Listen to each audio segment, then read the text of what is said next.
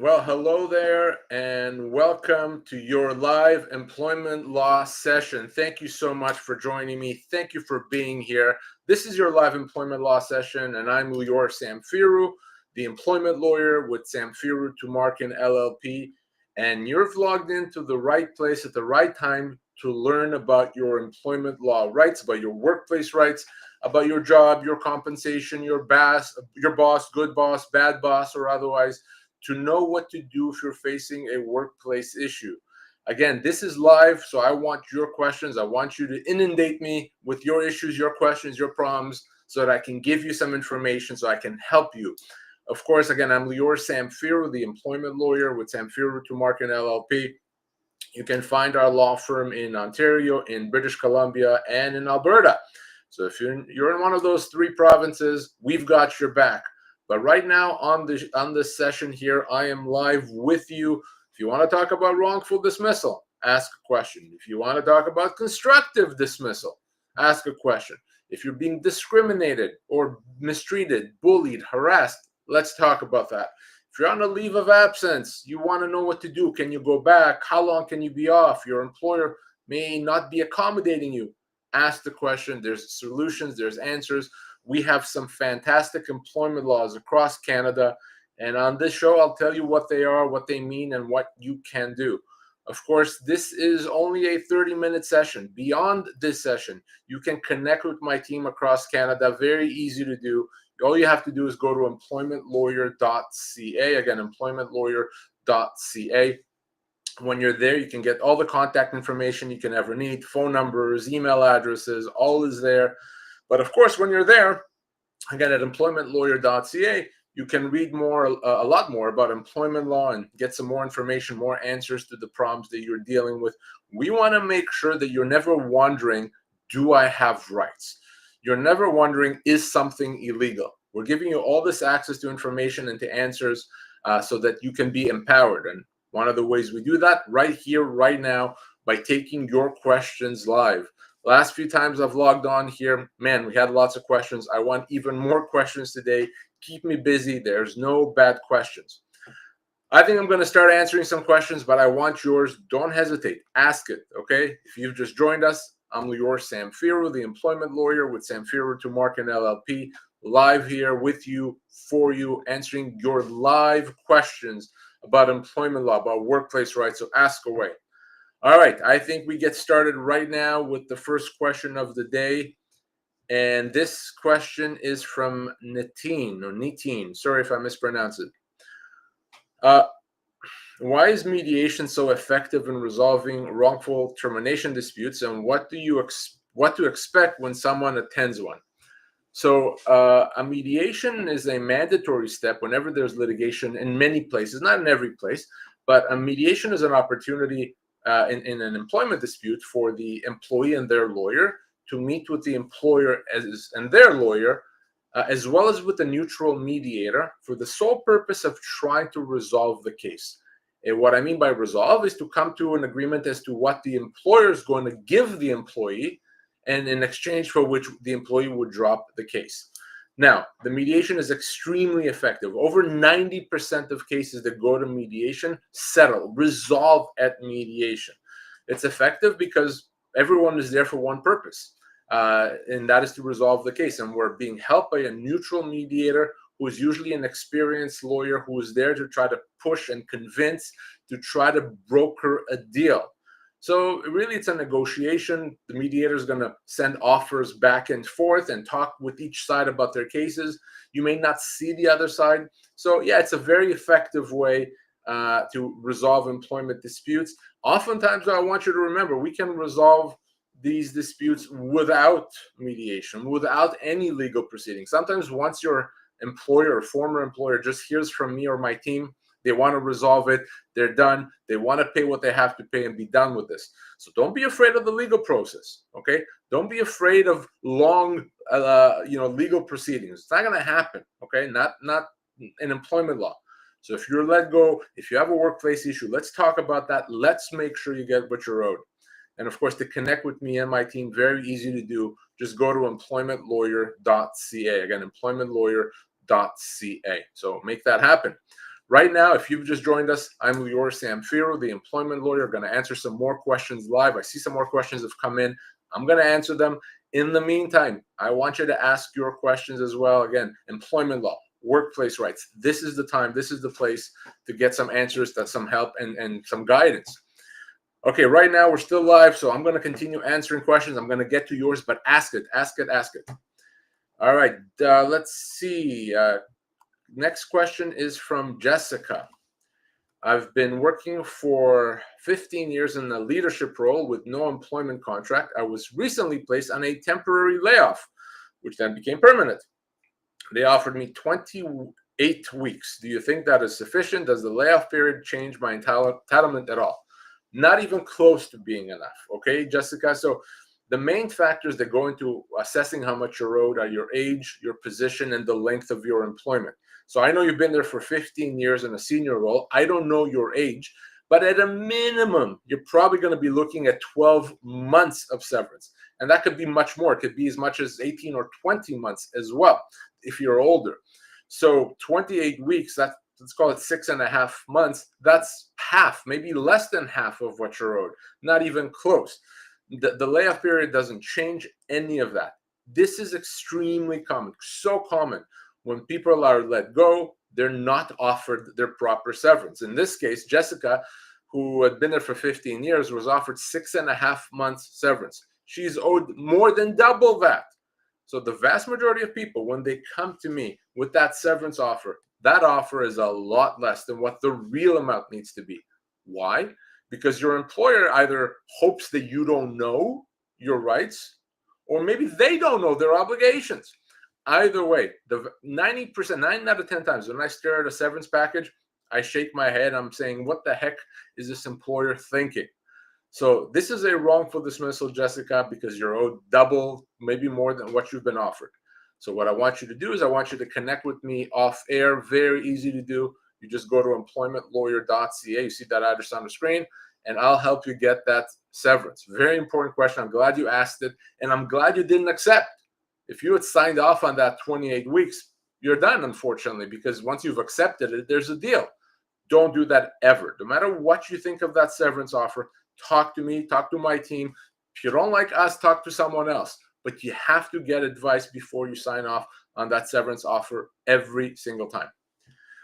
Thank you for that question. Fantastic. Love it. Again, I'm going to continue answering questions. I see more questions have come in. I see you, Brandon. I see you, Griff. I'm going to answer those questions. Ask yours as well. And I'm Lior Samfiru, the employment lawyer with Samfiru Tumarkin LLP. I'm going to continue answering questions, but as you're listening to me, ask your questions. This is live. I'm here with you answering your questions. All right, Brandon. Brandon has our next question. The company I work for recently sold on June 2nd, 2025, and now non-union employees like myself are being told we will be union employees and an agreement needs to be signed.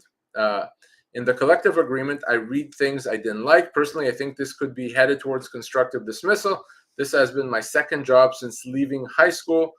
I started in 2003 and my age is 42. So it's not that it's headed towards a constructive dismissal. This is a constructive dismissal. So if your job turns from non-union to union, that's obviously a big change in terms of employment, regardless of what the collective agreement says.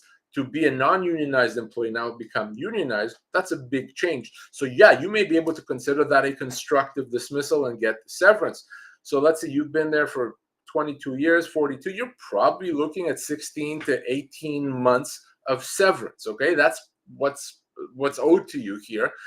So ultimately, you have to decide what's best for you. Is it better to continue working under the new terms or to leave with severance? If you want to leave with severance, before you do anything, okay, I want you to call me. All right, I want us to have a private discussion. I want to understand exactly, when you were notified, when is this taking effect, etc. But yes, this is something that doesn't happen a ton, but it does happen. Where now the position becomes unionized, and you're like, well, that's not what I signed up for. I didn't sign up to be governed by a collective agreement. That's not what I want. Yeah, that could easily be a constructive dismissal. So Brandon, you want to chat? You know what to do. You can reach me through employmentlawyer.ca. Again, employmentlawyer.ca. and we can connect. And yeah, you have rights. And by the way, if you have a follow-up questions, guess what? I'm still here and you can ask your question. Very good question. Thank you for that. Guys, if you're now on the fence, you're not sure if to ask a question, hey man, I'm here to tell you, ask it. No bad questions, no embarrassing questions. You don't have to give specifics if you don't want as to who your employer is, etc. This is just for you to be empowered and get information. Again, I'm Lior Samfiru, the employment lawyer, answering questions live and waiting for yours. I'm going to continue asking or answering questions. All right, let's see. Next question is from Griff. Griff says, can an employer refuse a return to work if you had to take an unpaid leave to deal with a death in the family? So there are some leaves of absence that are mandatory. The leave is mandatory. In other words, the employer has to give you the leave and have to take you back. Others are not. So for example, if you, let's say a cousin passed away, and you decided to take time off to support your family, that is not a leave that's protected, meaning they can let you go in that situation, but they're going to have to pay you severance. So it's quite possible, Griff, that this is not the question about returning to work. It's a question of severance. So if your employer won't return you to work, yes, they have to pay you severance. But in most cases with a death, unless you're taking bereavement leave, in some situations you can do that, then you're probably, the employer is allowed to let you go or not return you to work, but they have to pay severance. Now, if you're taking bereavement leave, if it was a close family member and they're required to give you a certain number of days, they have to take you back in that situation. Otherwise, they don't. But severance has to be paid. So if you are let go, or if your employer won't bring you back, we need to discuss immediately how much severance you're owed. Because as I was saying earlier, I can almost guarantee you that what they're giving you is not what you're owed. It's a lot less than what you're owed. You're owed much more. So, Griff, you know how to connect with me, employmentlawyer.ca. Again, employmentlawyer.ca. All right, fantastic. Good question. And I'm sorry to hear about your loss. Guys, if you're now just joining us for the first time and wondering, what is this thing going on here? Well, I'm Lior Samfiru, the employment lawyer with Samfiru Tumarkin LLP, and I'm here live answering your questions about employment law, workplace rights, severance, return to work, bullying, harassment, discrimination. You get it. So ask your question, and I'll give you the answer. And by the way, don't ever wait till the end of the session, because then I'll be done and won't get to your question. So ask now. Philip has our next question. If an employer's policy does not require us to do X, but later the employer notes that you didn't do X, can this be used against the employee in the future? Well, again, depends what X is, and depends how reasonable the request is and how unreasonable the refusal is. So, context is important. If it's something that's completely unreasonable to request and you never thought you'd have to do it, and they ask you to do that and you said no, it doesn't mean anything. But if it's a reasonable request that should have been agreed to and you say no, they could warn you, and later on, if it happens again, that could absolutely become an issue. So obviously context is important. Some requests are reasonable, some requests are not reasonable, some fall within the general scope of your employment and some don't. So that's something you want to always keep in mind. If you want to give me more specifics so I can address it, the actual issue exactly, as opposed to saying X, I'm happy to do that, and I'll be happy to provide you more information. So Philip, you know what to do. I'm here, or if you want to connect with me off air, very, very easy to do, employmentlawyer.ca, the way to do that. All right, fantastic, love that. Let's see, next question from Cindy. Regarding severance, I've worked at my job for 15 and a half years. How does a law firm know if a company is telling the truth about having a payroll of $2.5 million? The payroll is irrelevant. So we don't care. I don't care what the payroll is, because you're owed severance regardless of that amount. Now, your minimum termination entitlements may be impacted by whether the payroll is over $2.5 million. But who cares? Your full entitlements are the same whether there's one employee or 1,000 employees. It's the same. So I can tell you, after 15 and a half years, again, I don't know your age and I don't know the type of job, but you'd easily be looking at a year's severance, maybe more than a year. depending if you're older, if you had a more senior role. So I don't care about the company's payroll size. It's irrelevant. But that right there tells me you haven't contacted us. Because if you had contacted us, you'd know that size of the payroll is not relevant. You're probably trying to resolve the issue on your own and figure out if your severance is adequate. Don't ever do that, because you may think, well, they have a small payroll, so I don't get my full severance, and so I'll accept 2 months severance.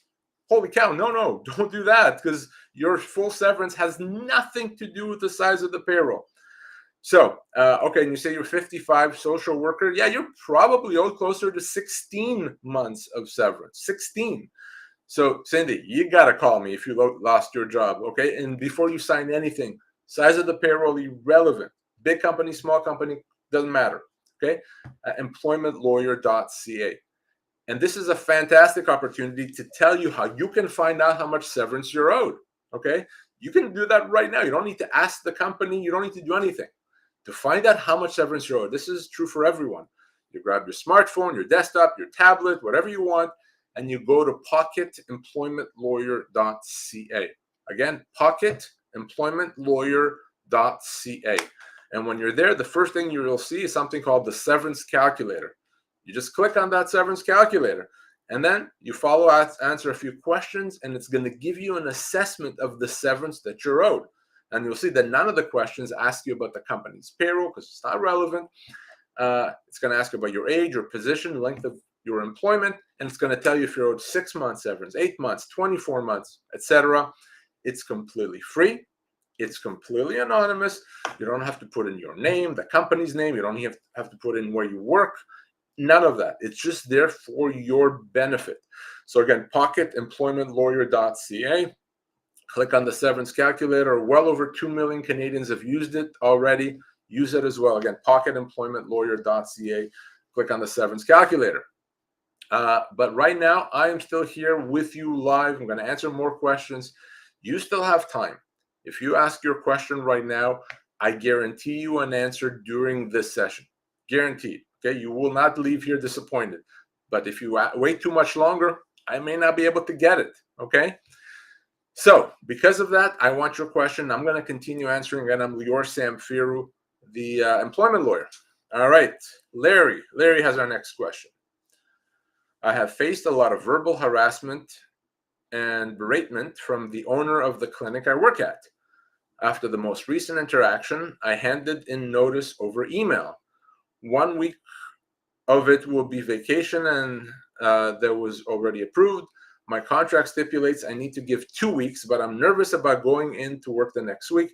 If I leave earlier, what will I face? Any legal action? No, realistically, no, unless your employer can show that they lost money because you didn't give enough notice that they wouldn't have lost if you come in for a few more days. That's not going to happen. So that's not the issue here. The issue here is a bit different. If you're quitting because you're being harassed, mistreated, that actually is a constructive dismissal, which means you'd be owed severance. So the law doesn't look at that as a resignation. The law looks at that as a termination. So if you're being harassed and mistreated and you say, I can't take this anymore, this is terrible, I have no choice but to quit, and you leave, well, the law says, no, you're not leaving because you feel like it. You're leaving because the company's not treating you properly. That's a constructive dismissal, and they owe you severance. Of course, the key here is to be able to prove that, okay? To prove that you're being harassed and mistreated. The person that is mistreating you is not going to admit it, right? They're not going to say, yeah, I was a jerk. I treated someone really badly. They're going to deny it. So how do we prove it? Is there a recording? Is there something in writing? Is there a witness? Is there something that we can show to prove it? If there is, it's actually very straightforward to pursue and get severance. So Larry, I hope that makes sense. Hopefully that answers your question. Same with you at home. Harassment, bullying. I always recommend trying to see if you can resolve that internally, because a company has an obligation to take it seriously, to investigate and to fix that issue. But if you can't do that internally, or you've tried and nothing has happened, let me deal with it. That could be a constructive dismissal. We can get you out of there. We can get you compensation, and you can move on, hopefully, to a better, healthier work environment. All right, right now I'm going to continue answering questions, but man, I want more. Come on, we can handle more questions, right? So ask your question right now at this time on this session, and you'll get an answer from me, Lior Samfiru, the employment lawyer with Samfiru Tumarkin LLP. I want to make sure that you get the information that you need. Let's see. Our next question is from Jamming. Sorry, I'm not trying to understand. Parental leave for an employee to give notice to your employer 2 weeks or 4 weeks notice. I'm not sure what you mean. Are you giving notice that you're going to take parental leave? I think if that's what you mean, yeah, you're supposed to give as much notice as you can. 2 weeks is fine, but there's no law that says if you don't give enough notice, you're not going to be able to take it. So at the end of the day, give as much notice as you can. It's a good practical thing because you want your employer to be able to plan for that. You don't want them to be upset with you, but ultimately you can take parental leave even with less notice. So very important, if your employer does anything to you, call me, okay, employmentlawyer.ca. All right, let's see. Question from Plastic Friend. Hey, Plastic Friend, great name. I have resigned during the probation after 6 weeks. My probation is 3 months. However, I was looking at the offer letter. It says that during the employment, the employee is required to provide 2 weeks notice, but it doesn't explicitly say if it is applicable on probation or not. Can they do anything as I've left already? No, they can't do anything. And if you're on probation, it's fine. So no, nothing can happen to you. You're absolutely fine. All right, next question is YB Lee. I'm working for one of 5 big Canadian major banks for 17 years as a senior development in IT department. I'm 62 years old. What will be my severance package? Okay, so if you lost your job in this situation, the main components or the main factors are your age, your position, and the length of your employment. So you are a senior developer, been there for 17 years, 62. You'd be looking right around 18 months severance, and it could even be as high as 20 months, 18 to 20 months of severance. Now, what does that mean? That means that the bank that you work for has to put you in the same financial position as if you had worked for, let's say, 18 months. That means they have to pay your salary for that period of time. They have to continue your benefits for that period of time. If there's bonuses you usually would get, those have to be factored in. If there's pension contributions, those have to be paid. Essentially, they have to give you everything they would have given you if you had continued working for 18 months. Anything less than that, not appropriate. So if you lose your job, YB Lee, I want you to call me. No matter what they've offered, good, bad, or otherwise, you want to have peace of mind. You don't want to sign off and then realize, wait a second, there was something else that was also owing to me. So 18 to 20 months is what I assess you at. Again, to connect with me and my team when the time comes, whether it's now or later, very easy to do. Employmentlawyer.ca. Again, employmentlawyer.ca. Very good question. Happy to help you. Happy to talk to you. I've had cases with every single bank in this country, so happy to get this resolved. We always resolve them. All right. By the way, for the last 7 minutes or so, if you have questions, please ask them. I'm Lior Samfiru, the employment lawyer with Samfiru Tumarkin LLP. And what I've been doing for the last 20 few minutes is answering your questions, telling you about employment law, telling you about your rights, helping you navigate through the maze of the workplace laws that apply to you. But right now, I want to continue answering some more questions, and I want yours as well. You still have time. Intero has our next question. My employer recently hired a family member. They want me to change my schedule to accommodate this family member. I've been working the same shift for 4 years. Can they force me? It feels very unfair. So it's not about the family member. The question is not why are they asking you. The question is, do they have the right to ask you at all? The family member is not a factor here. So it's a question of how much they want you to change your schedule. I'll give you an example. If you were working 9 to 5, and now they're asking you to change instead of 9 to 5 to work 8:30 to 4:30, it's the type of request that they're allowed to make. And it's a reasonable request. But if instead of 9 to 5, they want you to work 12 to 8, no. That's a big change. They're not allowed to do that. And if they force that, it could be a constructive dismissal. Okay, so your employer is not allowed to make significant changes to the terms of your employment. They're just not allowed to do it.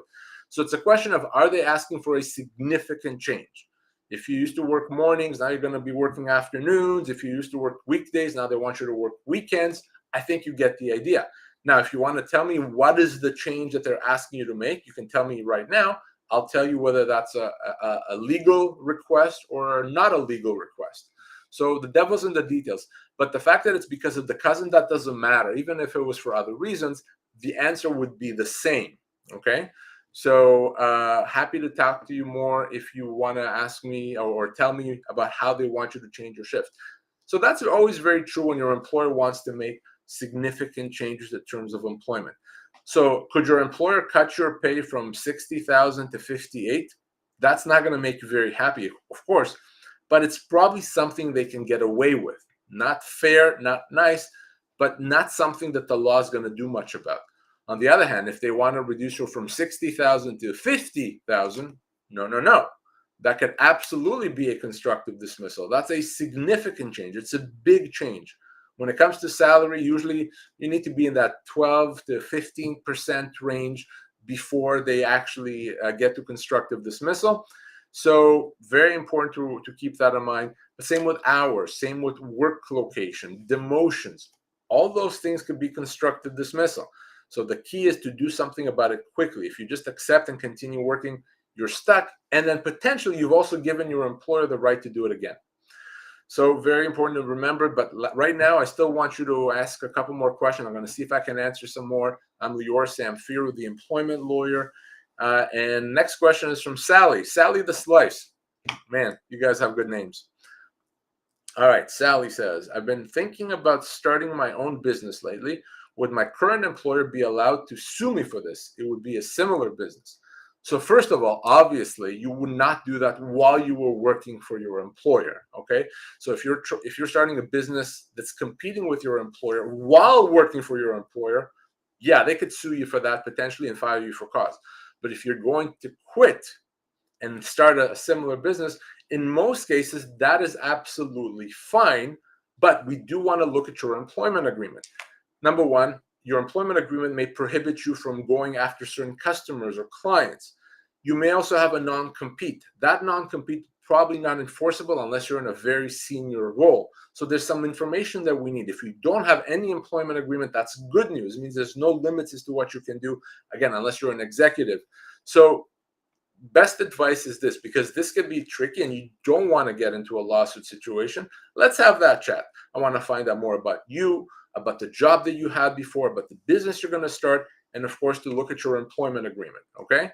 Generally, yeah, you can do it, but the devil's in the details, so let's chat. So Sally the Slice, connect with me as soon as possible through employmentlawyer.ca. Again, employmentlawyer.ca. All right, Intero had a follow-up, said they want me to move to afternoon evenings. I was working 7 to 3. Yeah, that's a big change. That's a constructive dismissal, absolutely. So here's what you do. You tell your employer, I can't do this, and you say you have kids to look after, so I can't make this change because I have family obligations. If they say, we don't care, we're doing it anyway, not only is that a constructive dismissal, Intero, that can also be a human rights violation. So in writing, tell them why you don't want to do that, why you can't. Specifically tell them about your family obligations, okay? If they back off, fantastic. If they don't back off, call me right away. All the contact information you need is at employmentlawyer.ca. Again, employmentlawyer.ca. All right, thank you. And I think we'll take one more question today, and that's from Michael. It says, good afternoon, Lior. I'm a 60-year-old general laborer with 7 years of service. Am I entitled to more than 7 weeks of severance? Yeah, you're probably looking closer to 10 months of severance, potentially. The factors are your age, your position, and the length of your employment. So people always believe, they tell me, I get a week per year, etc. Nonsense. It's a heck of a lot more. So you're probably looking at 8, 9, 10 months, not weeks, months of severance. So, Michael, if you lost your job, you got to connect with me. Again, employmentlawyer.ca. And as you may have missed it, Michael, we were talking about this earlier. To find out, to get an assessment of how much severance you're owed, any of you can do this. Again, go to pocketemploymentlawyer.ca, use the severance calculator. Again, pocketemploymentlawyer.ca, click on the severance calculator, answer a few questions, and find out how much severance you're owed right there, free, anonymous, easy to use. So yeah, this is it. So Michael, you know what to do. Same with you, Sally, Intero, all you guys that have been asking questions today. To connect with me now that this session is over, very easy to do. I'm Lior Samfiru, and you can connect with me through employmentlawyer.ca. All right, we answered a lot of questions. I hope that have helped you. I'll be back here next week. Don't wait until then, though, okay? If you want to connect with me now, my team, don't wait a week. That'd be silly. Just go right now to employmentlawyer.ca, and all the information you need is right there. Thank you, everyone, for joining me today. Always a pleasure. Enjoy the rest of your day, and we'll talk soon. Bye now.